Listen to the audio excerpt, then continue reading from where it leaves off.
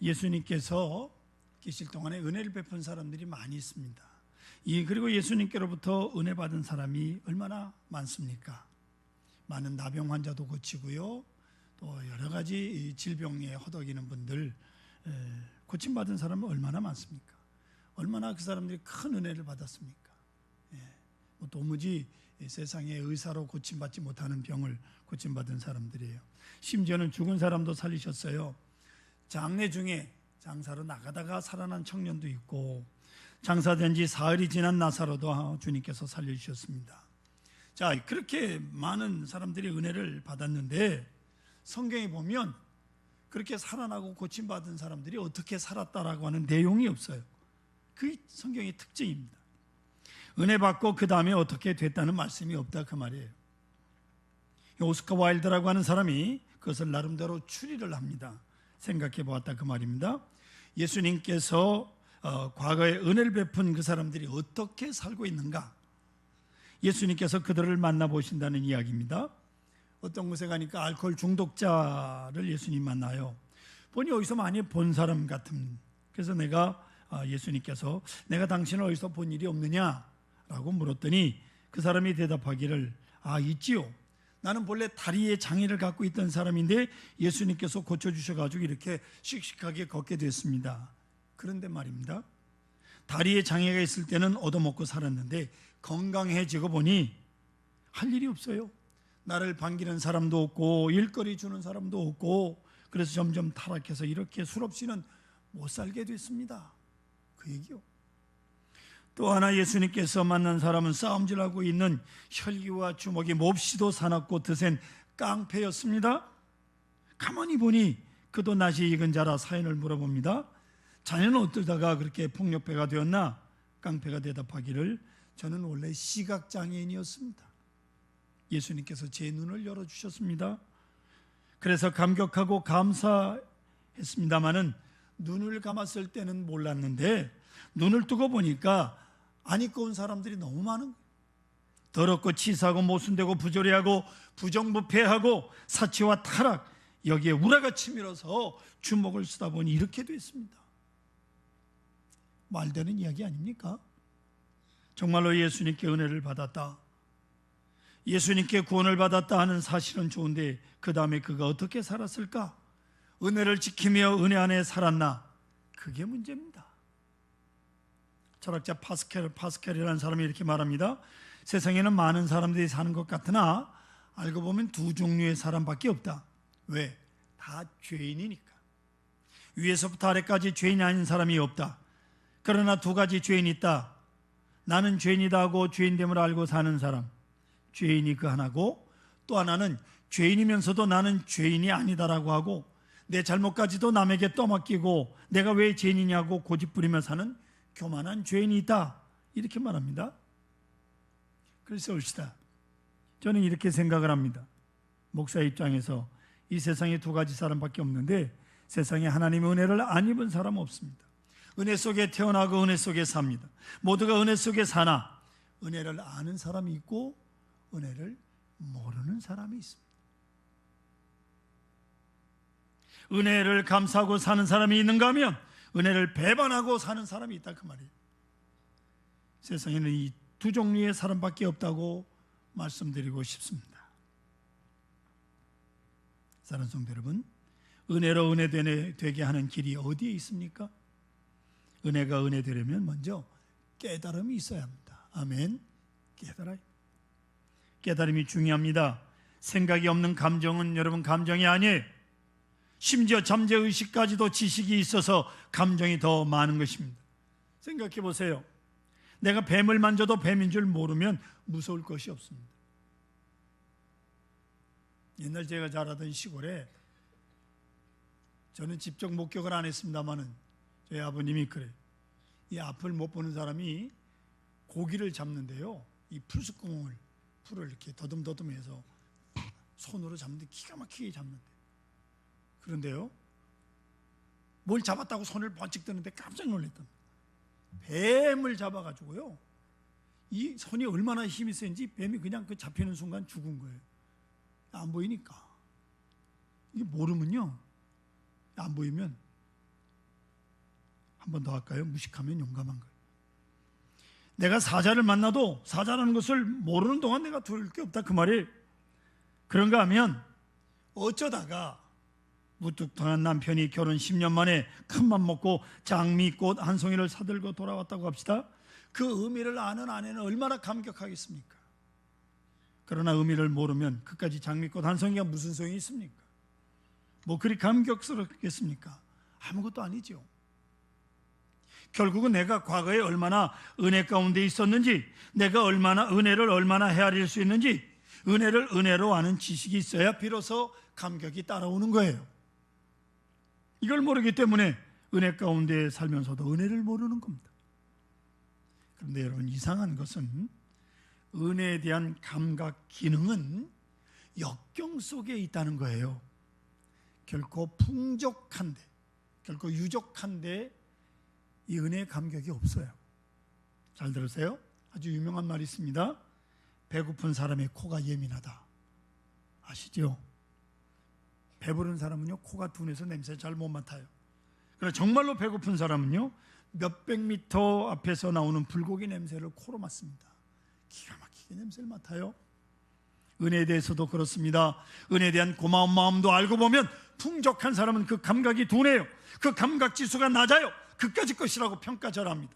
그러나 역경 중에 있는 가난하고 어려운 사람은 아주 민감합니다. 매우 모든 일에 감사합니다. 가끔 전화로 기도를 요청하시는 분들이 있어요. 목사님, 지금 몸이 아픕니다. 지금 무척 힘이 든 일이 있습니다. 여러 가지 상황 속에서 직접 찾아오지는 못해도 그래서 전화로 기도를 하는데요, 얼마나 울면서 감사하고 은혜를 받는지 모릅니다. 그런데 건강한 사람은요, 하루 종일 같이 있어도 고마운 줄 몰라요. 어렵고 어려울 때 정말 전화 한 통으로도 기도받으면서 이렇게 감사하는구나, 그런 생각을 해봅니다. 또한 그 은혜 속에 깊은 뜻이 있습니다. 그 속에 말씀이 있습니다. 그 속에는 목적성이 있습니다. 은혜를 헛되이 받지 말라고 오늘 성경이 말씀하고 있습니다. 은혜를 쏟아버리지 마세요. 우리의 모든 생활과 삶이 다 기적입니다. 할렐루야. 기적 속에 살아가고 있잖아요. 그리고 은혜로 부르신 이의 기쁜 뜻을 우리는 헤아려야 해요.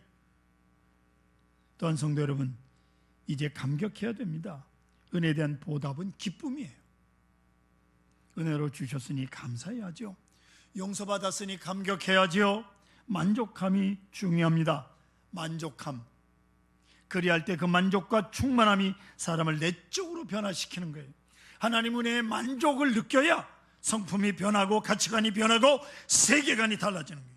그리고 얼굴이 변하는 거예요. 어떤 여집사님이 교회 생활을 아주 매우 열심히 합니다. 찬송도 아주 열심히 부르고 기도도 뜨겁게 하고 그리고 봉사도 열심히. 문제는 남편이 교회를 안 나오는. 그런데 남편이 부인이 하도 조르니까 한 달에 한 번 정도 따라 나옵니다. 따라 나와서 그냥 졸다가 갑니다. 아내를 사랑하고 아내가 가자고 하니까 그저 죽은 사람의 소원도 들어주는데 그런 모양새로 따라오는데 은혜를 못 받아요. 부인은 이게 늘 마음에 걸립니다.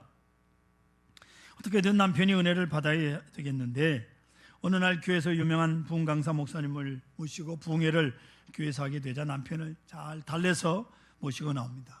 여보, 그동안은 우리가 뒤에 앉아서 예배를 드리니까 은혜를 못 받았는데 오늘은 뒷자리에 앉지 말고 앞에 가서 앉읍시다.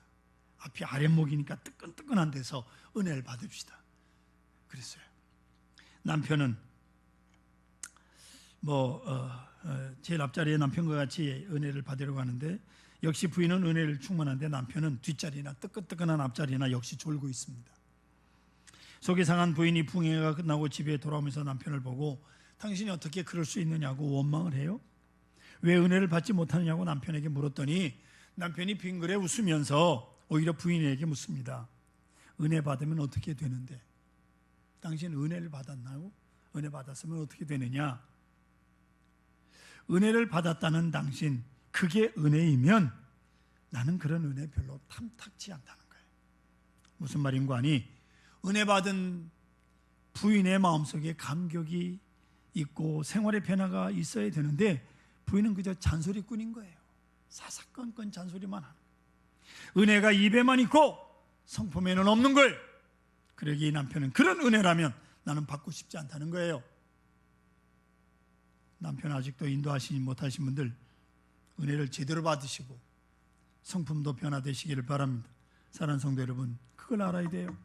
참 은혜는 삶의 의미를 변화시키고 새 사람이 되게 하는 겁니다. 얼굴도 달라지고 마음도 달라지고 하는 말도 달라집니다. 오로지 덕스러운 말만, 은혜로운 말만 하는 사람, 그래서 사람을 감동시키는, 이게 은혜 받은 사람이에요. 아멘. 또한 여러분 이거 잊지 마십시오. 은혜를 지켜가려면 겸손해야 돼요. 저는 결론적으로 말씀드립니다. 은혜의 극치는 겸손이에요. 여러분 얼마나 겸손하십니까? 그만큼 은혜 속에 살 것입니다. 교만한 사람은 은혜를 모릅니다. 은혜를 받았다가도 쏟아버립니다. 스스로 얼마만큼 겸손하다고 여러분 생각하십니까? 은혜를 받으면 받을수록 점점 더 겸손해집니다. 점점 더 자신을 낮춥니다. 모든 사람이 나보다 다 훌륭하다, 모든 사람이 다 나보다 의롭다. 그러므로 겸손해질 때 아무도 원망할 마음이 없고 주어진 현실 그대로 감사하고 감지덕지할 밖에 없어요. 이게 겸손입니다. 그러므로 사도 바울은 오늘 본문 9절 고린도후서 12장 9절에 이렇게 말합니다. 제가 읽습니다. 고린도후서 12장 9절에 고백하기를 나에게 이르시기를 내 은혜가 내게 족하도다. 이는 내 능력이 약한 데서 온전하였음이라 하신지라. 그러므로 도리어 크게 기뻐함으로 나의 여러 약한 것들에 대하여 자랑하니 이는 그리스도의 능력이 내게 머물게 하려 함이라고 말씀하고 있습니다. 여러분 보십시오. 약한 것 외에 사도 바울은 자랑할 것이 없다고 그랬어요. 그리고 내 은혜가 내게 족하다고 성경은 말씀합니다. 즉 겸손하게 하는 은혜를 주셔서 나로 하여금 은혜를 지속하게 하셨다는 거예요. 모처럼 은혜를 받았다가 교만해지면 은혜를 다 쏟아버립니다. 더구나 영적으로 신앙적으로 교만한 것처럼 구제불능한 일은 없어요. 이거 구제불능이요. 신앙적으로 교만해지는 순간 벌써 마귀의 종이 되었다는 것을 여러분 잊지 마시길 바랍니다. 그러나 은혜의 사람은 안 그렇습니다. 은혜의 사람은 아주 겸손해집니다. 그것이 은혜의 극치라 그 말이에요. 나아가 사도 바울은 말합니다. 육체의 가시를 뭐라고 표현하냐면 사단의 사자라는, 사단의 사자, 그 사단의 사자를 주셔서 꼼짝 못하게 한다는 거예요. 교만하려고 해도 교만할 것이 없고요, 교만할 거리가 없는 거예요. 그래서 사도 바울은 겸손한 겁니다.